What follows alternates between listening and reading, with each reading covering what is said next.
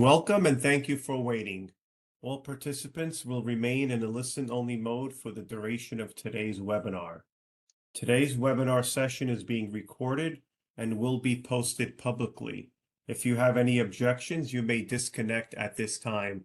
I would now like to turn the session over to your host from the U.S. Census Bureau, Erlene. Erlene, you may begin. Thank you, Anthony. Good afternoon, everyone, and thank you for joining us for the April Local Employment Dynamics, or LED webinar. Before I introduce today's speaker, let's go over a few housekeeping rules. As mentioned earlier, this webinar is being recorded. For your convenience, it will be uploaded to our Census Academy site with all supplemental materials relating to the webinar within 30 business days. We welcome your questions during the webinar. Please submit your questions using the Q&A panel, which is located at the bottom right corner of your WebEx screen. Once you've found the Q&A panel, make sure you choose All Panelists from the drop-down menu. This will ensure we see your questions.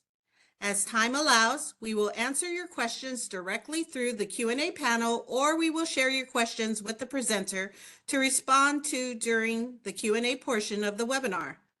Also, we ask that you do not include any personal or business identifiable information with your questions.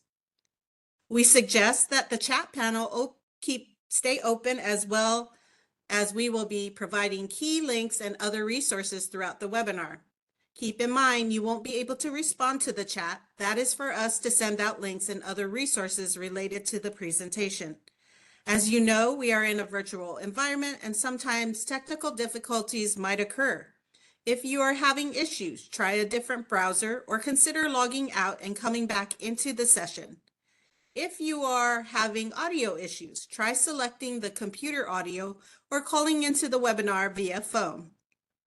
On behalf of the U.S. Census Bureau and the Local Employment Dynamics Partnership, in collaboration with the Council for Community and Economic Research and the Labor Market Information, it is my pleasure to welcome Joshua Bleiberg as he presents Exploring Inequitable Trends in Education Staff Turnover. Educator labor markets vary considerably across the country and can change quickly during recessions. Utilizing data from the Quarterly Workforce Indicators, or QWI, on educators in the elementary and secondary schools from 2000 to 2001 and 2022 to 2023. Joshua demonstrates how to transform the quarter-level data in the QWI to construct valid educator labor market measures. Joshua Bleiberg is an assistant professor at the University of Pittsburgh and former senior research associate and postdoctoral research associate at the Annenberg Institution. His research focuses on using quasi-experimental methods to examine state and federal education policies. In recent research, Joshua has examined the causal effects of national standards-based reforms on academically vulnerable students using the National Assessment of Education Progress. Joshua received his PhD in Leadership and Policy Studies at the Vanderbilt University's Peabody College. He has a master's degree in Education Policy and Management from Harvard University in Cambridge, Massachusetts, and a Bachelor's of Arts in Political Science from Vassar College in Poughkeepsie, New York. Joshua also holds a childhood education teacher certificate in New York. And with that, I welcome Joshua Bleiberg. Great. Well, thanks so much for the invitation to be here and to talk about this work. This paper is co-authored with Fawn Nguyen, who's at the University of Missouri. And there's a working paper version up at Annenberg's Ed Working Paper Series website. And very soon, because it's been accepted for publication, there will be a non-paywalled version open up at American Education Research Association Open journal. Okay. So just to start with, and I'll stay here for a few moments. I'm going to try and do some editing on the fly with the webinar in terms of how deep I go into talking about the QWI, how I use it, other ways it could be used, and how to access the data. So you can either go to slido.com and enter that code, or use the QR code that's in the top left, and I'll reference that as we are moving forward. Okay, so I'm guessing there's a really wide range of backgrounds, both in government, outside of government, in terms of research. So one big chunk of the research that I do is on educator labor markets. And just to sort of like recap the state of the research in that area, there is a lot of data available. One challenge that we have as researchers, particularly if we want to look what's going on throughout the entire country, is that there's federal requirements in education funding laws that states have to report information about labor market conditions.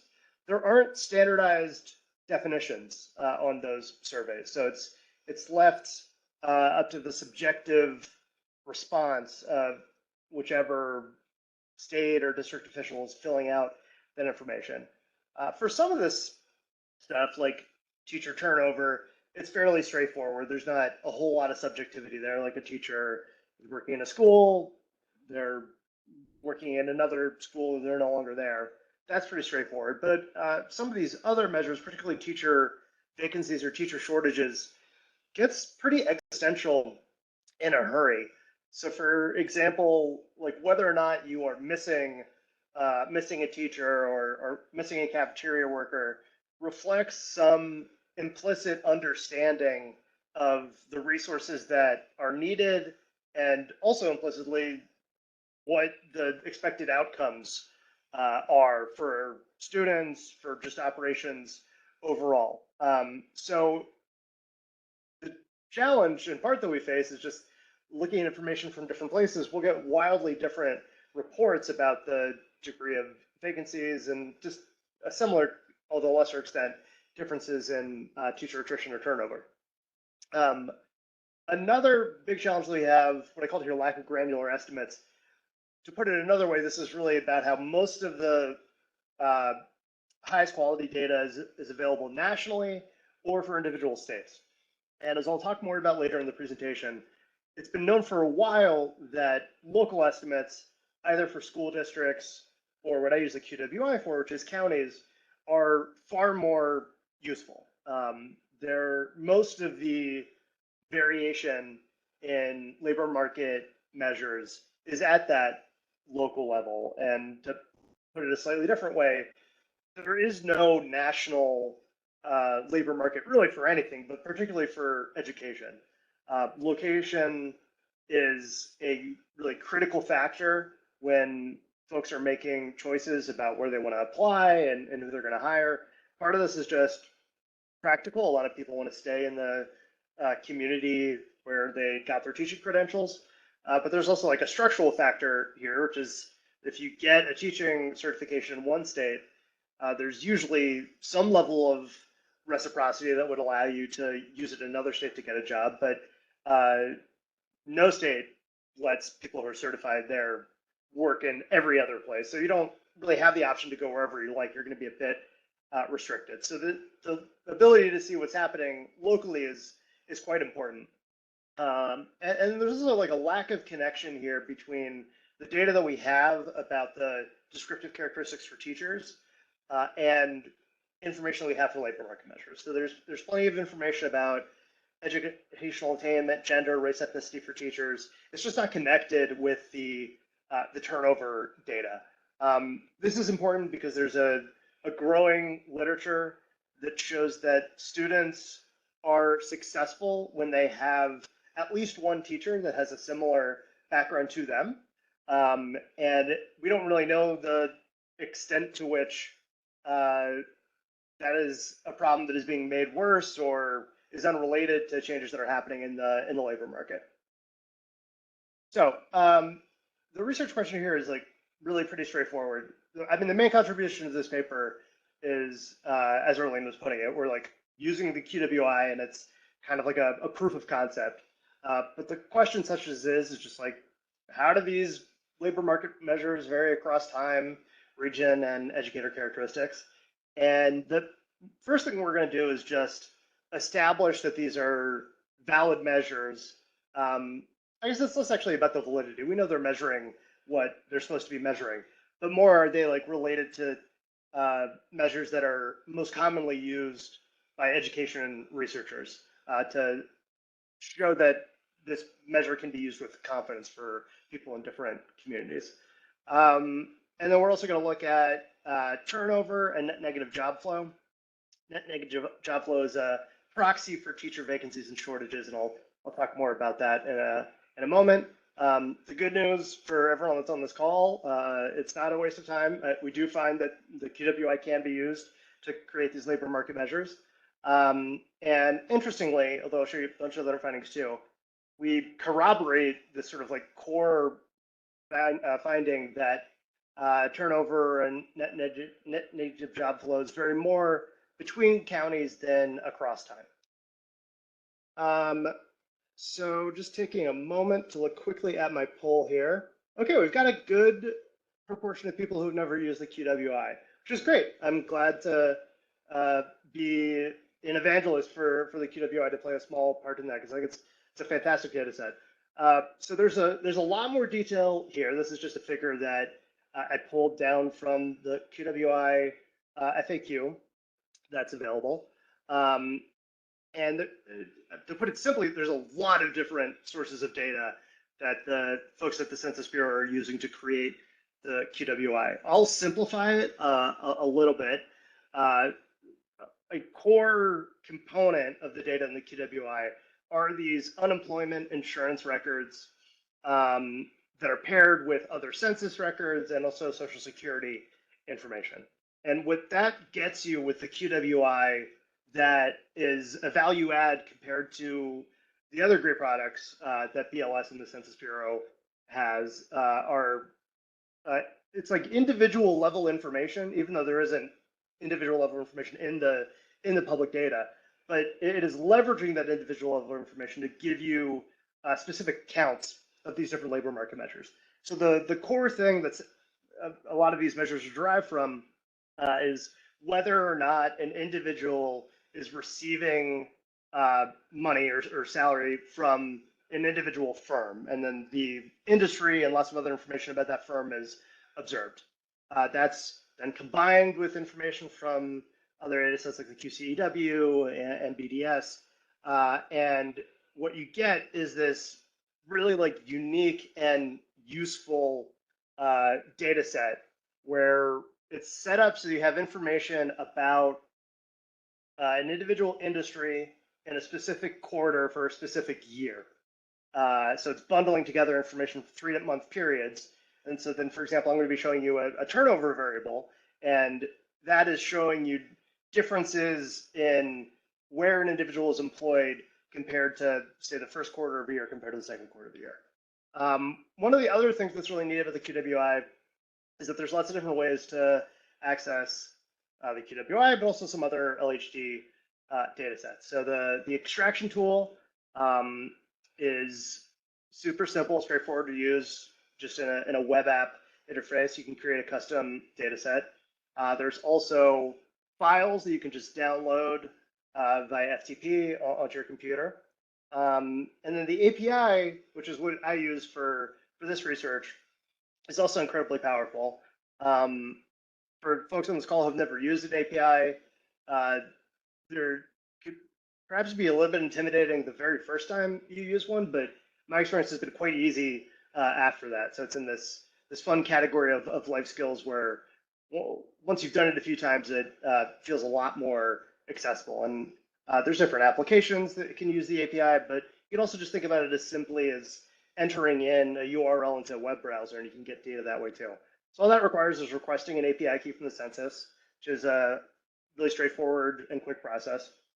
For folks that use R, there's already a package out there called TidyQWI that allows you to download data. I am currently working, although when I find some free time, I have a Stata package that I'm working on that I'm also going to release. And I think there's two things to keep in mind. One is that there's so much information in the QWI that the ways that you're accessing it, whether it's the extraction tool or some other method, it's going to be presented in different ways, and you're going to like see how to access it in different ways. The simplest way to put it is the API is the quickest way to access everything that they make available. If they have it and you can access it, it'll be in the API.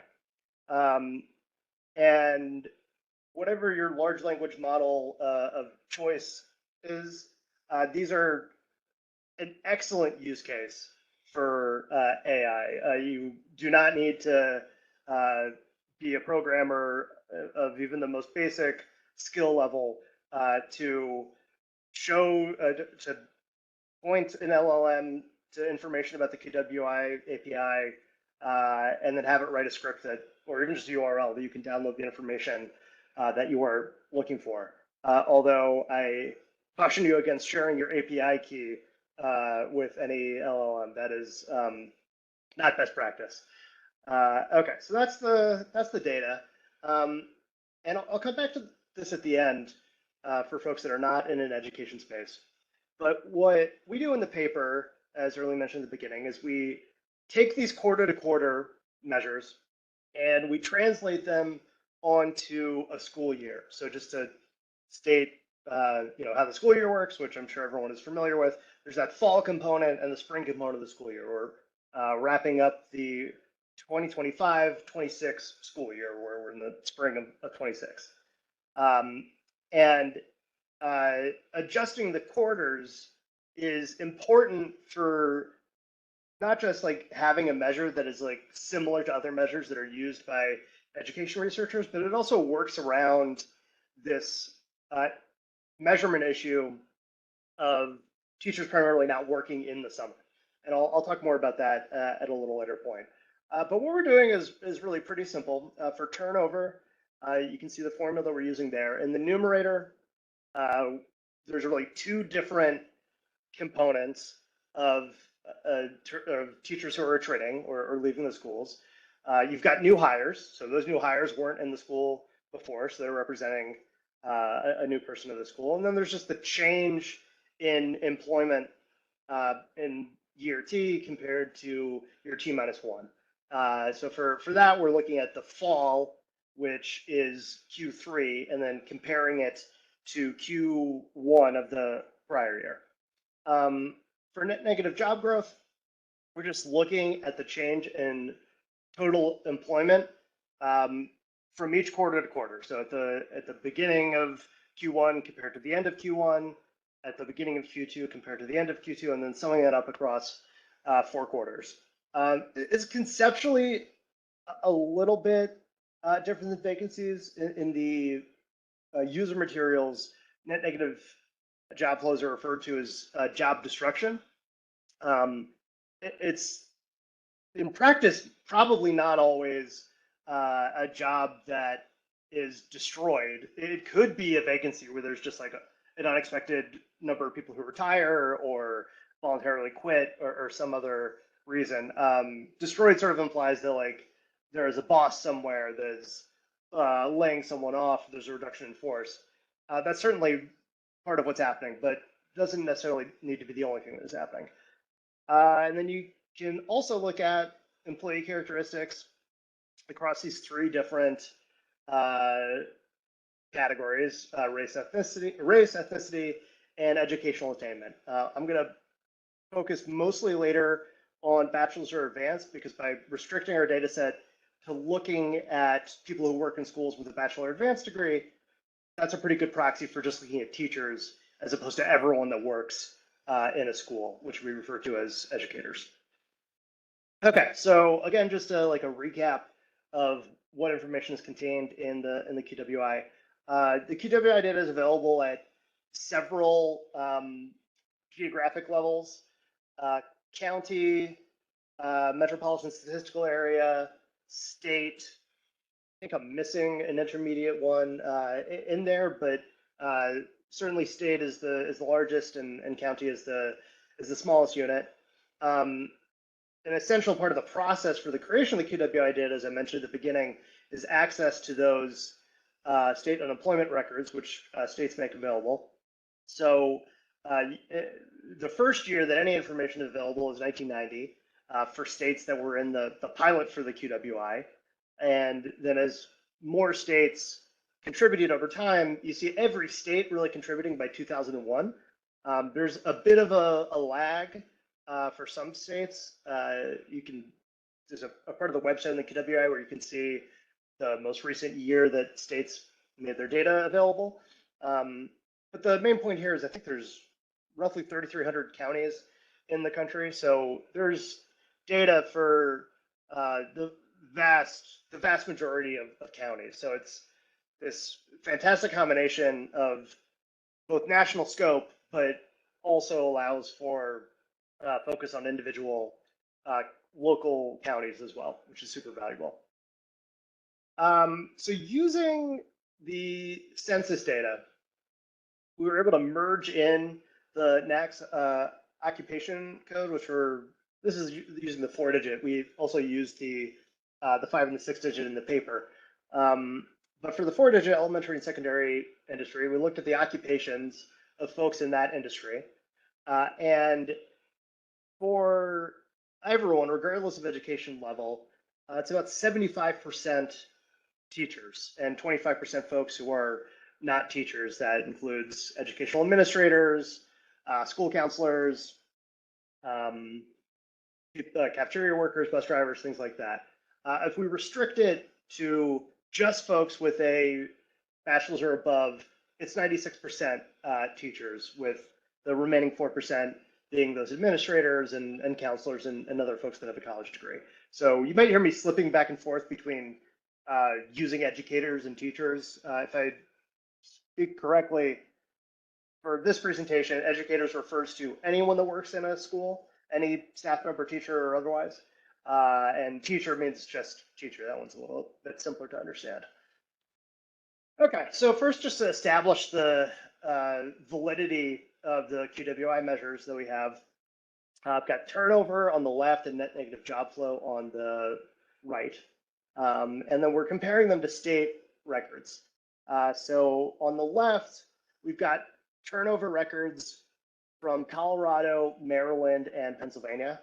And then on the right, we have teacher and staff vacancy records from Virginia. The states that we choose are a combination of two factors. Partially, they're the states that make these information publicly available. And then we also focused on states that have districts with county boundaries. So for example, in the Southeast and Mid-Atlantic, and I guess also Nevada, having a school district that's borders are contiguous with the county is much more common. In other places like New Jersey or California, school districts are much smaller and sometimes cross county boundaries. They're not really related at all. So to get an apples to apples comparison, we really wanted to rely on states that had as close as possible. Maryland and Virginia and Colorado are pretty close there. And what you can see is that in both cases, on the left, the correlation is about 0.89 between what we're seeing for districts and for the QWI, and 0.84 for vacancies. There's a couple of known reasons why the correlation is not perfect. One is that there's noise injected into these estimates to protect the anonymity of individuals. So we would not expect, even if we had perfect data, for the measures to be correlated perfectly. And then the other reason is that the state records are only including traditional public schools. So they don't include charter schools, and they do not include private schools. And these QWI measures, although we do it with the 5 and 6-digit NACS too, which remove the private schools, they are included in that group. There's also a little bit of measurement error injected into this, as I mentioned, because the borders between counties and districts is not perfect. And then there's also other types of alternative schools that students might be going to for behavioral management, or if they're incarcerated, or for some sort of technical education that they're receiving. That would also not be an exact one-to-one. But we're doing pretty good here. We have confidence that these measures work well. So when we just look at the distribution of educator turnover here, the median is 25%.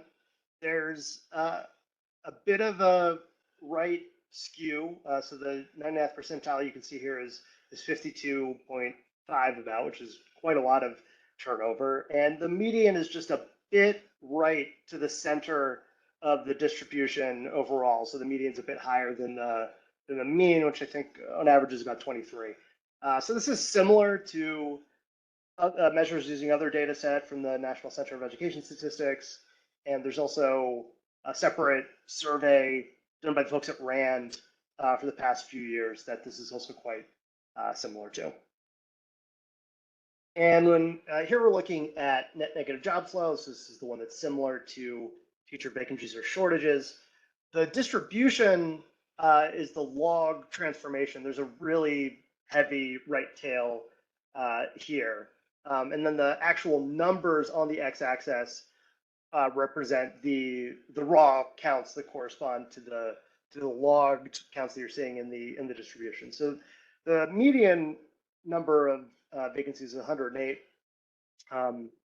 This is positively correlated with the size of the district, which is just to say it's not that large districts have on average, like if you extrapolate it out, the same number of vacancies as small districts. The larger the district gets, the more types of positions it's quote unquote expected to have. And so the more net negative job flow, or the proxy for vacancies that we're talking about that we see. Okay, so looking across time at teacher turnover, the solid blue dots are median turnover. That dashed line is the mean. And then the whiskers on this plot are not confidence intervals. They're the 25th and 75th percentile. So you can see, as you saw on the previous slide, a bit of the skew by the fact that in most years, mean turnover is above median turnover. Oh, I neglected to mention that the light gray bars underneath there are years in which there's a recession going on.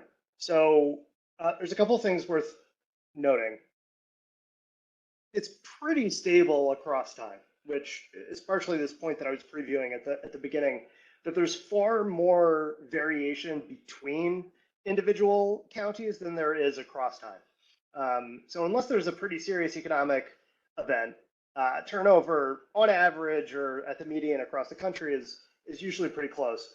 The pattern that we see, although the exception to this is the Great Recession, but you can see it more clearly after the dot-com bubble in 01 and after the pandemic recession in 2020. There you usually see an uptick after the recession has ended. There's like a lag in how recessions affect schools because they're funded using money from the local community and states, but that came at the beginning of the year. So depending on the timing of the recession, a recession is not going to affect the labor market in schools until a new school year rolls around and there's a new budget cycle. So you can see that here, there's like a delayed uptick. And then after that, there's usually a dip. And then the exception to that is the Great Recession, where there's almost an imperceptible increase and dip, which is really due to the nature of that recession. That's, of course, the one where the property values of houses declined very quickly, which is the source of funding for many schools. So it affected them more directly than other recessions. Looking more recently, like in this post-pandemic period, huge uptick, like the first year, or March 2020, big increase, highest median we're seeing, and then a really big decrease the year after that. Still, even in more recent years, from spring 22 to spring 24, turnover is above the pre-pandemic baseline. So it's we're seeing a structural change in the pandemic that is uncommon, at least to these other two recessions that we're looking at. Kind of a different story when we're looking at net negative job flow. This is not the log measure. This is an NJF per 100 employees at the firm. The graph has the same visual indicators. So the mean is that dashed line. The blue dots are the median, and then we've got the 75th and 25th percentile, which here you can really see like the bar above the median is a lot higher than the bars below, reflecting the skew in that distribution. But if you look just at the mean, you can see that the pattern is a little bit different. It's like post-recession, there's usually a jump in net negative job flow, and then it usually returns. With the pandemic, huge historic increase in the number of net negative job flow, and different from turnover, it dips, but it dips actually below the historical average. And so we have, according to this measure at least, like fewer shortages relative to the pandemic using NJF. Okay, so breaking this out now by the different teacher characteristics that we can observe. So I mentioned before, we can look at bachelor's degree and above, which is a pretty good proxy for teachers. It's 96% teachers. Those are those gold triangles, and then the blue squares are high school and equivalent. So the trends themselves are about parallel. They differ a little bit, but more or less when turnover goes up for one group, it's going up for another group and vice versa. So the main takeaway here is that turnover is just higher for folks that work in schools and don't have a bachelor's degree. It's just lower in every year, even when it pops up during the pandemic, which this tracks with what we understand about schools. Depending on the state you're in, teachers have tenure protections of various strengths. It's just much more common for teachers to stay in one position for multiple years. Some of these other positions, they may be more temporary, and you would expect more turnover from district to district. It's also quite common for teachers to, if they want to switch their job, to switch grades or to switch schools or to switch to an administrative position. Not all of those changes, because those would all be for the same school district, would be captured by this turnover measure. Turnover would only be if you leave the school that you're at to go work either at another school or in another industry entirely. Here, when we look at an NJF per 100 employees, a bit of a different story. So bachelor's above is still those gold triangles, and those blue squares are high school equivalent or below. The trends are a bit, they're still parallel-ish, but they cross each other at several points. Notably, pre-Great Recession, there's higher levels of shortages for these high school or equivalent jobs. Story gets muddied a little bit in the Great Recession after that period, but really post-2013, a clear trend emerges. There's more shortages for teaching positions than for these non-teaching positions, which I think I aired a moment on the last slide, and I described it as shortages, even though that was about turnover. And this tracks with what we see in other data on shortages and vacancies. Big spike at the beginning of the pandemic, a decline since then in whatever you want to call it, mid-pandemic, whatever 2022 was. But since then, like a steady increase, and by no means like a healthy number of teachers in the positions that we need them in. When we break this out by race, here the blue circles are white, and every other race I have here is a different shade of gray. Again, we're seeing like parallel trends going across these different groups, but the intercept is just lower for white folks. So less attrition overall for white educators. And then a bit of a more complicated, I think I should mention this briefly. It's perhaps a bit difficult to interpret this for each group.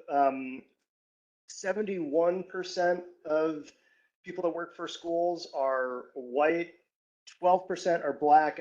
I'm forgetting after that, but that's to say that the vast majority of people that work in schools on average throughout the country, vary depending on where you're at, are either white or black. So for some of these other groups, it's a pretty small number of folks that are contributing to those estimates. So there's some noise that you would expect to find there. Then we're looking at trends for an NJF, kind of like the trends for turnover. It's a bit messier, but it depends what year you're looking at. On average, across all years, there's fewer shortages for white educators, but depending on the year that you're at, it could be a different story, especially given the size of the confidence intervals that I didn't plot here. These are probably, the differences are statistically insignificant for sure. Okay, so to really exemplify this neat feature of, you can look at the whole country, but you can also get like detailed local information. I plotted rates of turnover and negative job flows in these chloropeth maps by state, just averaging across all the years from spring 20 to spring 24. So darker, more intense colors here indicate more of either turnover or an NJF. There's a couple of things that are interesting here.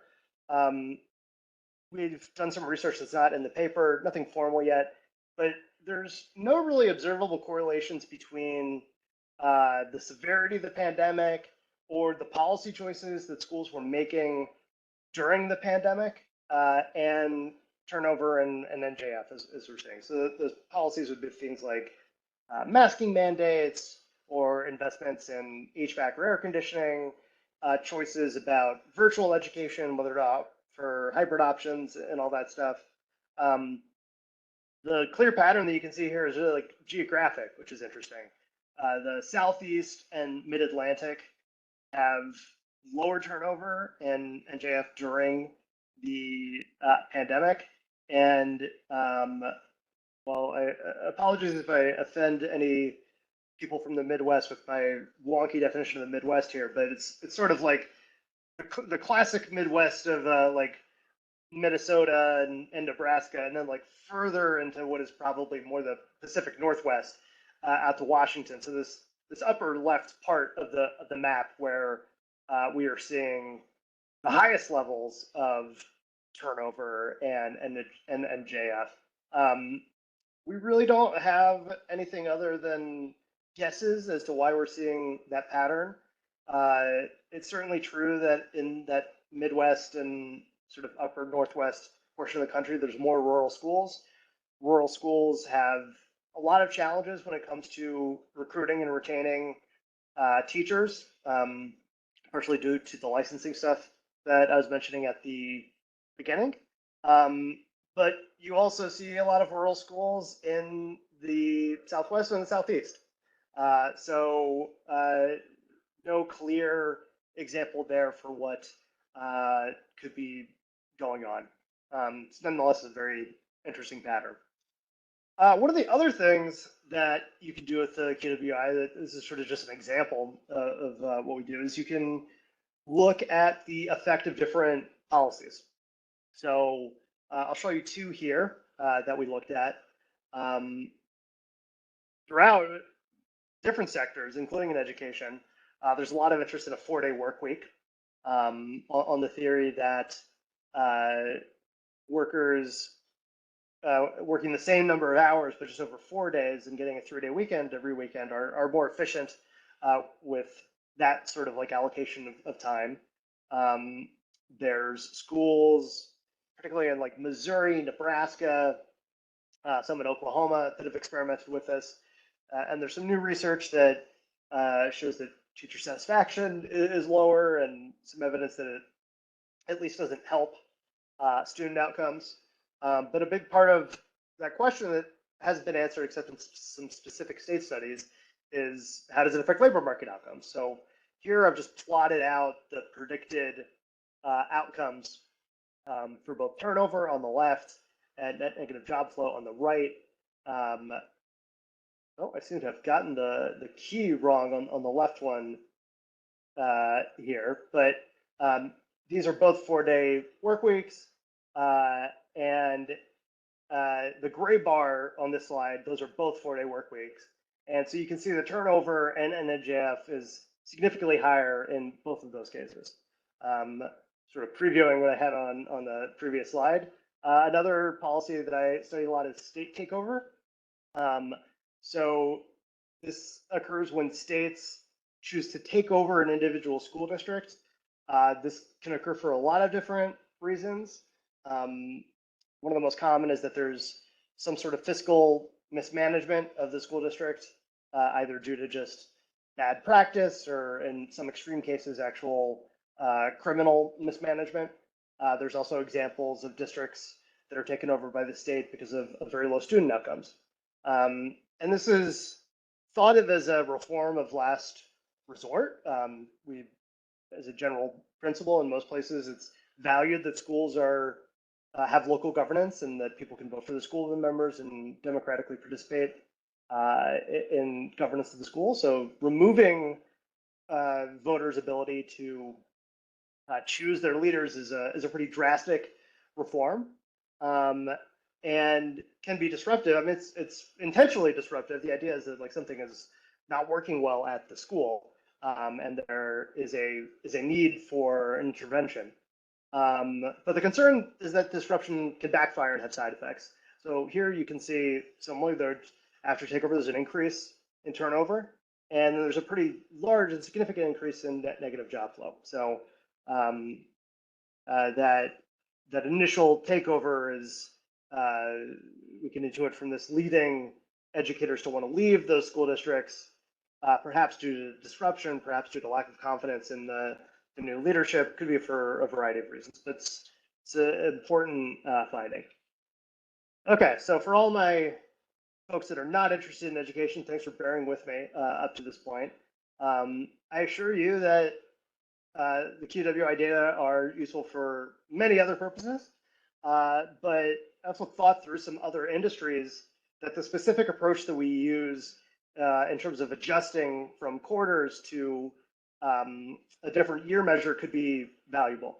So to like walk through this conceptually, you can see them at the bottom here.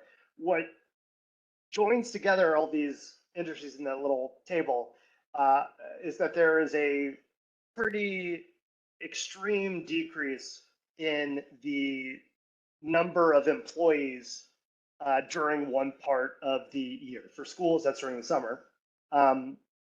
Normally, this would be an issue that could be addressed by a seasonal adjustment of the data.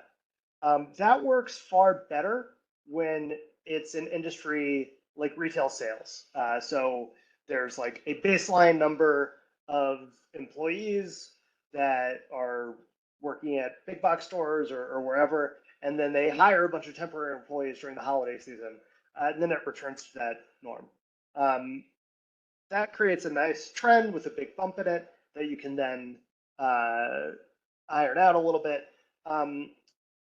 This is like a trend in the opposite direction. Like there, to some extent, are like no employees that are working for schools, or for example, there's probably still tax preparers are quite busy right now. If you haven't, especially if you haven't filed your taxes, this is a random reminder that it's April 15th, time to file your taxes. But for a big chunk of the year, they are, don't have nearly as much work to do, and many folks are just not going to be working during those months at all. When it dips down like that, seasonal adjustments are going to throw off all of the different quarters and not really give you an accurate measure in any of those quarters that you're going to use. And these problems are made worse depending on two things that are likely unobservable in each individual industry. So in schools, teachers may work during the summer, maybe in some administrative capacity, developing new curriculum, and still get a paycheck, or be doing professional development and get paid to do PD. Or some districts allow teachers to spread out their pay and defer their pay over 12 months. But there's no information on the degree to which that's the case. And that's pretty important for understanding the estimates for QWI, because the QWI estimates are, as I mentioned at the beginning, based on those unemployment insurance records, which show when people are being paid. So those UI records can't tell whether or not someone's actually working or whether or not someone's spreading out their salary over 12 months. So schools, I mean, this is the argument for our paper, but we think also for a lot of other industries, this alternative approach to seasonal adjustment is quite important to actually measuring what's going on in a labor market. Checking the time real quick. So yeah, before wrapping up, I've also got some new projects going on. One of them is using QWI to explore this concept of vacancy chains. So a vacancy chain, to a certain extent, is like describing the degree of churn that's going on in a labor market. And normally we would think about that as being bad. You know, if a company has folks that keep quitting, we might think, oh, something's not going great for that firm. But that's not necessarily the case. There's, in the economics literature, this concept of matching, getting the optimal match for employers and employees. And a market will be quite inefficient if the only way that a match can be made is every time a new job is created, because new jobs are created relatively rarely. The vacancy chain describes this concept of employees shifting from one position to another. So you can imagine the chain starts with a voluntary departure. Someone is leaving their position. And say if that's happening at firm A, that vacancy at firm A is then filled by someone who works at firm B. That creates a vacancy at firm B. Firm B hires someone from firm C, and so on and so on and so on. And what that does is it allows people to swap to different positions. And in theory, people are swapping into roles that they're a better fit for, either because they're getting more money or it better fits their skills or expertise. And then that's really benefiting everybody, both the employer and the employee. So the idea is that as there's more swapping that's going on, you would expect the efficiency of labor markets to increase and to see fewer things like vacancies or negative job flow. And so what you can see here, it's a little bit hard to tell, but I have my measure of vacancy chains on the x-axis, net negative job flow on the y, and there's this slight negative correlation between these two, which implies that as there's more, the vacancy chain gets longer, there's more swapping of jobs, there's fewer vacancies because the whole system is just working more efficiently. Okay, so just to wrap up, the QWI can be used to create these other K-12 education measures that are pretty strongly correlated with other measures that we trust. We can corroborate this really core finding that there isn't one national market, but there are many individual educator labor markets. And so like, you know, a lot more information about the degree of labor market conditions, depending on where you are in the country, depending on across time. And we also have these interesting findings based on the pandemic and the recovery from the pandemic. So I will stop there. And we'll be happy to take questions.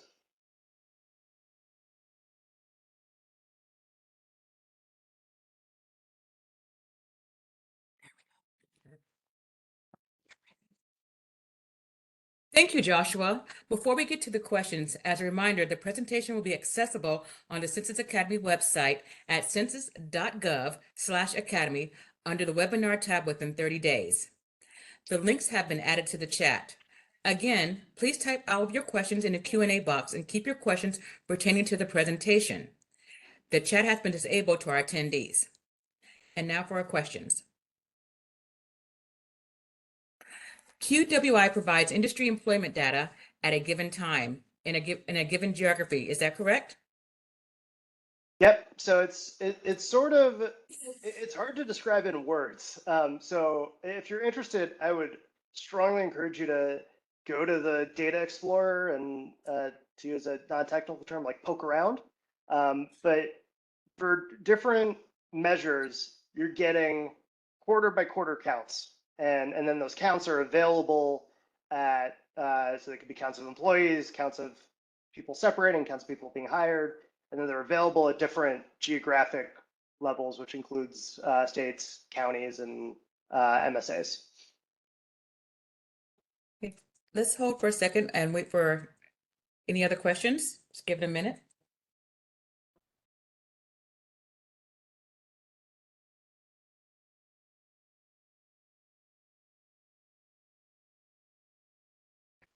As there are no other questions at this time, I'll turn the mic over to Arlene.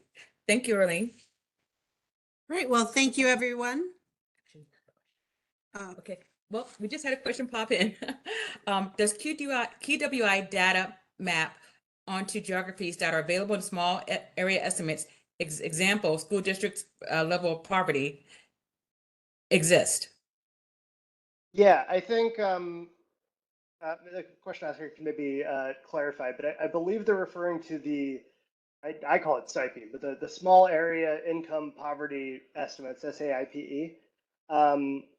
It, it doesn't map directly onto school districts, but the Census Bureau makes the information available for how they estimated the SIPE data, and it would certainly be possible to use a similar procedure, combine the ACS, CPS, and QWI data to get SIPE-like district level estimates.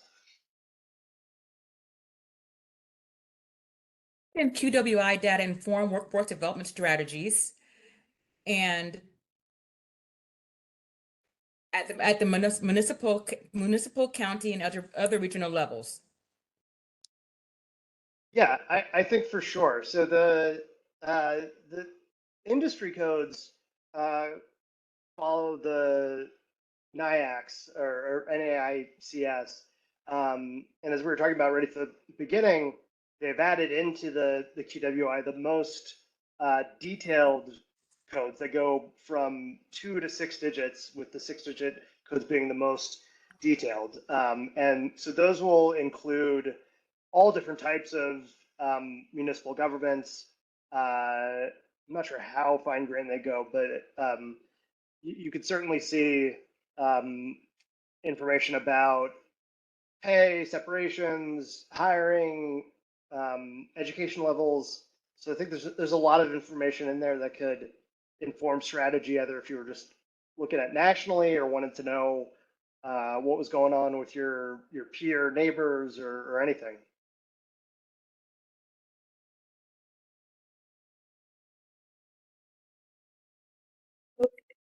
Okay, at this point, this concludes the question and answer session. Oh, just as we try to conclude, another one comes in. How can I learn more? Well, if you're interested more in the paper, if you search for the name of the talk, I don't think I have a link handy that I could share. But the full paper is available at the Annenberg Ed Working Papers website, which you can find easily on the internet. And then it's also about to be published in ARA Open. If the question was more about like, how can I learn more about the QWI? Similar to answer what I was saying before, it's got a lot of moving pieces. So I would start by reading the really great FAQ that they have up on the website, and then strategically messing around with the Data Explorer. I think that'll give you a sense of like what's available to then like form a more specific question to learn how to use it, because there's so many different ways you could use it. So it's really more about what do you want to use it for? And Joshua, I can add to that. Your article is on the lehd.ces.census.gov under our tab LED in Action. Great. So people can find your study there. And then, of course, if you go to lehd.ces.census.gov, there's a lot of information regarding the QWI Explorer. And then also, if you look under the data tab, that explains a lot about the data set itself. Okay, I think this concludes the Q&A portion. So with that, I just want to thank everyone for joining us this afternoon, and thank you to Joshua for his outstanding presentation.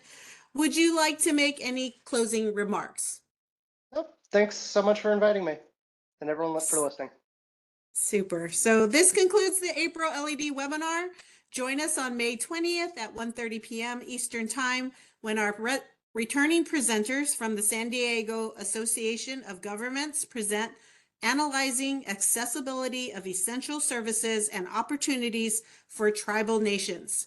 We would also like to invite you to the 2026 LED Partnership Hybrid Workshop on May 12th through the 13th from noon to 5 p.m. each day. Go to lehd.ces.census.gov and click on the webinar tab. Until then, thank you everyone for joining us and have a wonderful afternoon.